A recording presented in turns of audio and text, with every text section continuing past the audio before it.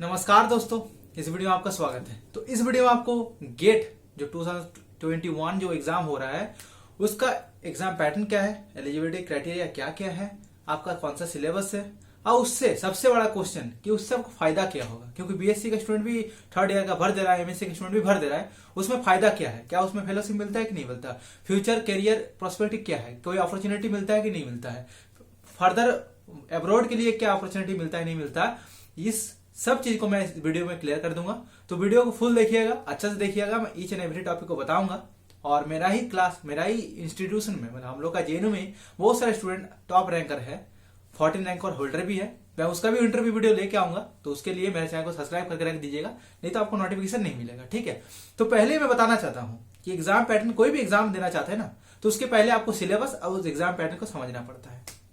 ठीक है, तो गेट का जो आपका सिलेबस है वो एकदम सिंपल सी है। आपको जाना है एकदम गेट का जो आईआईटी बॉम्बे करा ना कंडक्ट इस बार, तो वहां पर साइड में जाइए, वहां पर सिलेबस दे दिया है एकदम, नहीं तो मैं डिस्क्रिप्शन में लिंक दे दूंगा, वहां से आपको सिलेबस मिल जाएगा, तो don't worry for that. Okay, तो सिलेबस आपको वहां से पता चल जाएगा। एग्जाम पैटर्न क्या है देखिए, जो गेट का एग्जाम है ना, वहां पर देखिए जनरल एप्टीट्यूड आता है आपका। जनरल एप्टीट्यूड को छोड़ के केमिस्ट्री कंपलसरी होता है for the life science examination, जिसको गेट एक्सेल भी बोला जाता है। ठीक है, तो वहां पर आपका केमिस्ट्री कंपलसरी रहेगा। अरे भाई साहब, केमिस्ट्री में क्या क्या पढ़ना पड़ेगा, कैसे पढ़ना पड़ेगा, ये मैं आपको बता दूंगा। ठीक है, बायोलॉजी स्टूडेंट क्या होता है कि बहुत सारे स्टूडेंट केमिस्ट्री इतना ध्यान से पढ़ता नहीं है, और नॉर्मल सी बात है, सिलेबस ऐसा होता है हम लोग का बीएससी का कि हम लोग को इतना ज्यादा पढ़ाई नहीं होता केमिस्ट्री। लेकिन इस बात भी बता दूंगा कहाँ से पढ़ना है, कैसे पढ़ना है, कौन कौन से टॉपिक में आपको ध्यान से पढ़ना पड़ेगा। ठीक है, उसके अलावा क्या क्या रहता है, केमिस्ट्री कंपलसरी हो गया, उसके छोड़ के आपको बहुत सारे जैसे chemistry, botany, food technology, microbiology और बायोकेमिस्ट्री, ये सब सब्जेक्ट होता है। उसके ऊपर आपको दो चूज करना पड़ता है। एक हो गया जनरल एप्टीट्यूड, वो चूज करना एकदम कंपलसरी है। सेकंड हो गया केमिस्ट्री, वो आपका कंपलसरी रहेगा। उसके अलावा दो और सब्जेक्ट आपको चूज करना पड़ता है जहां से आपका क्वेश्चन आएगा। ये हो गया कौन कौन सा टॉपिक से क्या क्या आ रहा है। अब उसका कितना पार्ट में कौन कौन कितना नंबर आता है। पार्ट ए में जनरल एप्टीट्यूड में आपका 15 नंबर आएगा। ठीक है, उसको वेटेज 15 नंबर है। अगर बात करें केमिस्ट्री का, तो केमिस्ट्री का देखिए 25 नंबर आता है। 25 आपको करना पड़ेगा। ठीक है, 25 नंबर वहां से मिलता है।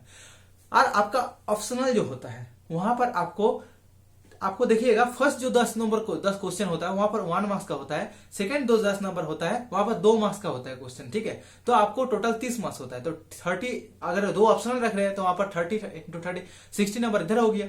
ठीक है, इधर 25 हो गया, 60 इंटू 25 देखिएगा 85 हो रहा है। और अगर आपका उधर 15 जनरल एप्टीट्यूड के लिए, तो टोटल 100 मार्क्स का हो जाता है। अब क्या होता है देखिए, ये हो गया आपका एग्जाम पैटर्न और कौन सा सिलेबस आ रहा है। अब बात हुआ कि इसमें कितना नंबर बनाने से आपको बहुत सारे जो एलिजिबिलिटी क्राइटेरिया है, आपका क्या एप्लीकेशन है, अगर बीएससी थर्ड ईयर में दे रहा है, अगर एमएससी सेकंड ईयर में दे रहा है, एमएससी फर्स्ट ईयर में दे रहा है, तो आपका क्या बेनिफिट मिलने वाला है। गेट देने के बाद कुछ तो फायदा मिलना चाहिए ना, इंसान को एग्जाम क्यों देगा। तो इसका बहुत सारा फायदा है, मैं बता रहा हूँ। बहुत सारे स्टूडेंट का यही कंफ्यूजन रहता है कि गेट देकर हमको फायदा क्या मिलने वाला है। तो मैं बता रहा हूं क्या क्या फायदा मिलेगा। एक नंबर जो है आपका सबसे बड़ा क्राइटेरिया जो होता है गेट का, वो है आपका जितना भी इंस्टीट्यूशन है, आपका जितना भी इंस्टीट्यूशन, आईआईसी बेंगलोर हो गया, आपका आइजर्स हो गया, आईआईटीज हो गया, इतना जितना भी इंस्टीट्यूशन है। आईआईटीज मतलब मत सोचिएगा वहां पर बायोलॉजिकल साइंस का रिसर्च नहीं होता है। अरे भाई, रिसर्च वहां पर भी होता है। ठीक है, तो वहां पर भी बायोलॉजिकल साइंस का रिसर्च होता है। तो वहां पर क्राइटेरिया बोल दिया जाता है कि भाई क्राइटेरिया है कि गेट आपको क्वालिफाई होना चाहिए अच्छा रैंक के साथ। बहुत सारे इंस्टीट्यूशन बोल देता है कि 650 के ऊपर आपका नंबर होना चाहिए, तभी आपको मिला जाएगा। मतलब परसेंटाइल ऐसे होता है, वो अपना अपना क्राइटेरिया दे देता है सब। ठीक है, 100 में मार्क्स में एग्जाम होता है, तो अपना अपना परसेंटाइल दे देगा कि भाई इतना परसेंटाइल अगर है तो आप आइए, आपका इंटरव्यू लिया जाएगा। तो एक जो सबसे बड़ा एप्लीकेशन है कि पीएचडी के लिए जितना भी इंस्टीट्यूशन है मेजोरिटी, वो आपका क्राइटेरिया रख देता है कि अगर आपका गेट है विद अच्छा रैंक, तो आप आइए और हम लोग इंटरव्यू कंडक्ट कराएंगे आपको। तो आपको कोई अलग से एग्जाम देने की जरूरत नहीं होगा, आप गेट देके बहुत सारे इंस्टीट्यूशन में दे सकते हैं। जैसे आप गेट भी दे रहे हैं ना, ऐसे आप गेट देने से आपको बहुत सारे इंस्टीट्यूशन में आप भर के वहां पर इंटरव्यू दे सकते हैं। तो फर्स्ट क्राइटेरिया हो गया the interview for the different field institution like the IITs, IIC Bangalore, आइजर, वो मोहाली, पुणे, जितना भी है। ठीक है, सेकंड क्या फायदा है। सेकंड ये फायदा है, बहुत सारे स्टूडेंट बोलता है कि सर देखिए, मैं ये सब्जेक्ट पढ़ रहा हूँ, एमएससी कर गया, हमको जॉब चाहिए, मैं इतना फाइनेंशियल कंडीशन इतना अच्छा नहीं है, मैं अब पीएचडी परस्यू नहीं करना चाहता, मुझे जॉब चाहिए। तो उसका कोई एग्जाम बोल दीजिए जहां से बायोलॉजी से हमको कुछ मिल जाए, मतलब एक फाइनेंशियल सपोर्ट मिल जाए, एक, क्योंकि इकोनॉमिक कंडीशन सबका अलग अलग होता है। तो गेट एग्जाम देने के बाद भी बहुत सारा फायदा है। जैसे बहुत सारे बायोलॉजिकल फार्मास्यूटिकल कंपनीज है, बायोटेक कंपनीज है इंडिया में, भारत लिमिटेड भी है। तो वहां पर क्या होता है, क्या मांगता है, बोलता है कि गेट का अगर अच्छा रैंक होना चाहिए, गेट में अगर स्कोर आपका अच्छा है, अच्छा परसेंटाइल है, तो आप वहां पर भर सकते हैं फॉर्म। मतलब एप्लीकेशन फॉर्म की तरह एक क्राइटेरिया की तरह काम करेगा कि अगर आपका गेट दे के रखे हैं तो आप वहां पर एप्लीकेशन फॉर्म फिल कर सकते हैं। तो वहां पर आपको एक जॉब अपॉर्चुनिटीज भी है गेट के थ्रू। तो पहला हो गया पीएचडी के लिए। अब बात है कि पीएचडी में देखिएगा, एक सेकंड हो गया आपका जॉब अपॉर्चुनिटीज के लिए। अगर आप सोच रहे हैं कि सीएसआर नेट नहीं है और आपको आईआईटीज में एडमिशन मिल गया गेट के थ्रू, तो गेट के थ्रू आपको फेलोशिप भी मिलता है आईआईटीज में, ठीक है। तो ये भी आपका एक फायदा है कि गेट के थ्रू आपको, अगर सीएसआर नहीं है, अगर टीबीटी नहीं है आपका, अगर आईसीएमआर फेलोशिप नहीं है, तो आप इसके थ्रू भी फेलोशिप ले सकते हैं। लेकिन एचआरएम नहीं मिलता वहां पर गेट के थ्रू, लेकिन आपको फेलोशिप मिलेगा आईआईटीज में अगर गेट आपका अच्छा रैंक है और एडमिशन हो गया तो, ठीक है। तो ये हो गया आपका थर्ड क्राइटेरिया। अब फोर्थ क्राइटेरिया क्या क्या फायदा है गेट के, और जितना फायदा से मैं फायदा में बात कर रहा हूं, क्योंकि बहुत से स्टूडेंट का यही होता है कंफ्यूजन कि दे क्यों रहा हूं, इसका क्या फायदा है।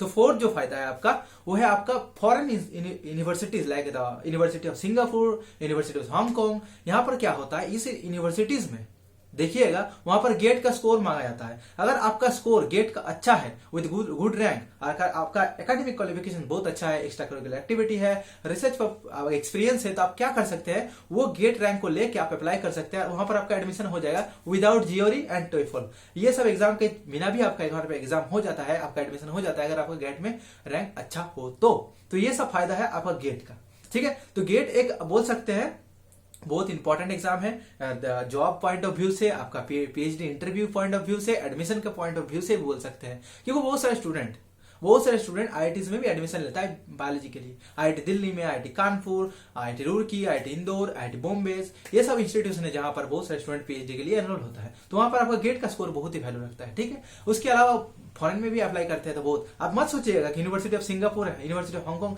इतना अच्छा यूनिवर्सिटी नहीं है, टॉप 100 के अंदर पड़ता है वो, ठीक है, यूनिवर्सिटीज ग्लोबल में, इंडिया में नहीं ग्लोबल में, ठीक है। तो ये भी ध्यान रखिएगा, बहुत अच्छा यूनिवर्सिटी में आपका एडमिशन भी हो सकता है, ठीक है। तो ये हो गया एप्लीकेशंस, आपको सिलेबस बता दिए, आपको एग्जाम पैटर्न बता दिए। उसके अलावा भी अगर आपको जानना है कि आपको प्रिपरेशन कैसे करना चाहिए, तो इस वीडियो में मैं ये भी बताऊंगा कि कैसे प्रिपरेशन आपको करना चाहिए। वीडियो थोड़ा लंबा हो जाएगा, ठीक है। तो प्रिपरेशन जो आप कीजिएगा, मैं बता दे रहा हूं, पहले आपको करना है previous year question paper solve, जो हर वीडियो में मैं बताता हूं। आपको जाके सिंपली जितना भी प्रीवियस ईयर क्वेश्चन पेपर है, जनरल एप्टीट्यूड का हो जाए, केमिस्ट्री का हो जाए, जो भी आप ऑप्शनल चूज किए हैं, हो सकता है माइक्रोबायोलॉजी, हो सकता है food technology, zoology, botany, biochemistry, कुछ भी हो सकता है। उसका क्वेश्चन पेपर को देखिए, कुछ एनालाइज करने की जरूरत नहीं, आप सॉल्व करते रहिए क्वेश्चन, ठीक है। जितना प्रीवियस ईयर क्वेश्चन पेपर है उसको सॉल्व कर लीजिए। अच्छा से सॉल्व करने के बाद आपको एक अंडरस्टैंडिंग हो जाएगा कि यहाँ से क्वेश्चन ऐसा पूछ रहे हैं, ऐसा पूछ रहे हैं। तो उसके अनुसार प्रीवियस ईयर क्वेश्चन पर सॉल्व करने के बाद आपको समझ आ जाएगा कि बायोकेमिस्ट्री में यहां से ऐसे देख लिखा रहेगा, बायोकेमिस्ट्री से क्वेश्चन पूछेगा, लेकिन क्वेश्चन में देखिएगा तो वहां पर इम्यूनोलॉजी भी क्वेश्चन पूछ ले रहा है, तो ये भी दिक्कत है। तो आपको क्वेश्चन पर देख के, क्वेश्चन देख रहा था तो मुझे पता चला, तो ये सब देखिएगा। और केमिस्ट्री के लिए, बायोकेमिस्ट्री अगर चूज किए तो लेनिंजर आपके लिए बहुत ही अच्छा बुक है, उसको फॉलो कीजिए। लेनिंजर अगर नहीं है तो मैं आपको पार्थमेंडर भी रिकमेंड कर सकता हूं, ठीक है। तो वो भी आप करके आराम से जा सकते हैं। अब हो गया बायोकेमिस्ट्री का। बोटनी, जूलॉजी, देखिए बोटनी में एज कम्पेयर टू क्वेश्चन बहुत इजी आता है। अगर आप बोटनी चूज कर रहे हैं ना तो आपके लिए फायदेमंद होगा। जूलॉजी भी ठीक है, जूलॉजी चूज किए तो जूलॉजी के लिए पढ़ लीजिए। आपका अगर बीएससी जूलॉजी है तभी आप चूज किए होंगे, तो अगर नहीं है, बीएससी जूलॉजी भी नहीं था फिर भी चूज किए हैं, तो मेरे अनुसार अगर जूलॉजी चूज किए तो ब्रॉड स्पेक्ट्रम होता है, बहुत एनिमल फिजियोलॉजी, आपका जितना भी टॉपिक्स है जूलॉजी में, क्लासिफिकेशन से शुरू करके आप बीएससी सिलेबस खोलिएगा तो आपको पता चलेगा कि मॉलिक्यूलर बायोलॉजी, सेल बायोलॉजी, आपका डेवलपमेंटल बायोलॉजी, आपका क्लासिफिकेशन जितना भी है वहां से क्वेश्चन आपको पूछा जाएगा, ठीक है। एज वेल एज बायोकेमिस्ट्री भी क्वेश्चन पूछा जाएगा। तो बायोकेमिस्ट्री, बोटनी, जूलॉजी का चूज किए तो बोटनी से बहुत इजी क्वेश्चन आता है, जूलॉजी से ब्रॉड स्पेक्ट्रम होता है, थोड़ा कवर करने में मुश्किल होता है। और बायोकेमिस्ट्री अगर बात करें तो लेनिंजर बुक फॉलो करने से आपका हो जाएगा। और केमिस्ट्री के लिए स्पेशली, केमिस्ट्री के लिए बता रहा हूं बहुत ज्यादा टाइम नहीं लगेगा आपको, 2-3 महीना काफी है। और फरवरी में एग्जाम होगा तो आपका आराम से हो जाएगा, ठीक है। तो केमिस्ट्री के लिए जो बुक आपको बोलूंगा वही फॉलो कीजिएगा, ठीक है। केमिस्ट्री के लिए आप इनऑर्गेनिक इतना जोर मत दीजिएगा, इनऑर्गेनिक पढ़ने ही मत जाइए, आप totally organic and physical chemistry के ऊपर जोर दीजिए। अगर इनऑर्गेनिक पढ़ना है तो सिर्फ कोऑर्डिनेशन कंपाउंड पढ़ लीजिए। मैं बता रहा हूं, मैं अभी एनालाइज करके आपको वीडियो बना रहा हूं, एकदम कोऑर्डिनेशन कंपाउंड पढ़ के जाइए। और ऑर्गेनिक केमिस्ट्री एंड इधर आपका देखिएगा फिजिकल केमिस्ट्री पढ़ के जाइए, वहां से मेजोरिटी क्वेश्चन आता है, वो अगर कर लेते हैं तो 25 मार्क्स जो है वहां मेजोरिटी क्वेश्चन में 20 के आसपास कर सकते हैं, समझ रहे हैं। तो आप लोग ये फॉलो कीजिएगा। एनसीईआरटी बुक से पढ़िए, एनसीईआरटी बुक से अगर आपका नहीं हो रहा है तो मैं ये बता दे रहा हूं, आप सिंपली जाइए और एक आर्यन का एक बुक मिलता है हैंड बुक बोल के, वहां पर बहुत अच्छा से फॉर्मूलाज है, नेम रिएक्शन है, ऑर्गेनिक केमिस्ट्री के जितना भी फॉर्मूलाज है सब चीज लिखा हुआ है। वो बुक खरीद लीजिएगा, ज्यादा प्राइस भी नहीं है, ठीक है। वो बुक आपके लिए बहुत ही हेल्पफुल होगा। और केमिस्ट्री के लिए आप, बायोकेमिस्ट्री के लिए आप ले लीजिएगा लेलिंजर का बुक, और बाकी पाथफाइंडर से रट्टा मार लीजिएगा। और आपका जूलॉजी करना है तो जूलॉजी में ब्रॉड स्पेक्ट्रम होता है, वो भी पाथफाइंडर का बुक से पढ़ लीजिएगा, कोई दिक्कत नहीं है। उसके अलावा आपका अनिल भी बुक है जहां पर जूलॉजी कवर करते हैं ब्रॉड स्पेक्ट्रम में, ठीक है। तो ये सब चीज आपको पढ़ना है। प्रीवियस ईयर क्वेश्चन पेपर जरूर सॉल्व कीजिएगा, क्वेश्चन को एनालाइज कीजिए, ज्यादा से ज्यादा क्वेश्चन प्रैक्टिस कीजिए, क्योंकि सिर्फ पढ़ने से, सिर्फ नॉलेज लेने से कुछ नहीं होगा दोस्तों। मैं आपको एकदम एकदम ग्राउंड रियलिटी बता रहा हूं, ठीक है। मैं बहुत सारे टॉप रैंकर से बात करता हूं, तो मुझे पता है सिर्फ नॉलेज गेन करने से कुछ नहीं होगा। तो आप क्या कीजिए ना, ज्यादा से ज्यादा क्वेश्चन प्रैक्टिस कीजिए। Question solving ability is very important for the any examinations, ठीक है। तो क्वेश्चन सॉल्विंग एबिलिटी आपको करना पड़ेगा। देखिए आपके पास टाइम है, आप आराम से कर सकते हैं, ज्यादा पढ़िए मत, क्वेश्चन पेपर को देखिए किस तरह का क्वेश्चन पूछा जा रहा है, उस टॉपिक को जाके सॉल्व कीजिए, मेजोरिटी क्वेश्चन सॉल्व कीजिए और बार बार कीजिए। प्रीवियस क्वेश्चन को एकदम नेग्लेक्ट करने की जरूरत नहीं, क्योंकि उससे आपका 50% एग्जामिनेशन क्वालिफाई हो जाता है, तो वो एकदम कीजिएगा।